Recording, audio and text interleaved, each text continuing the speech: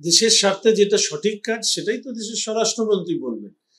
কোন দেশের অনুপ্রবেশকারীরা তো দেশের সম্পদ হতে পারে না, আর যে অনুপ্রবেশকারীরা দেশের অভ্যন্তরে বিপদ তৈরি করতে পারে অভ্যন্তরীণ সুরক্ষার ক্ষেত্রে, তাদেরকে নিশ্চয়ই জামাই আদরে দেশের অভ্যন্তরে রাখার ব্যবস্থা দেশের সরকার করতে পারে না।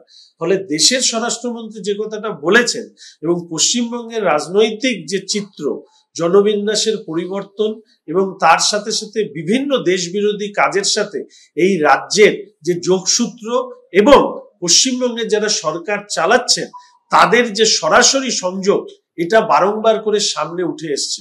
ফলে দেশের স্বরাষ্ট্রমন্ত্রী যে কথা বলেছেন তার সাথে মমতা ব্যানার্জি সরকার এবং এই রাজ্যের বর্তমান পরিস্থিতি মিলে যাওয়াটা নিশ্চিতভাবে আমি বলবো যে কাকতলীয় নয়, বরঞ্চ এটাই বাস্তব, এটা আমি মনে করি।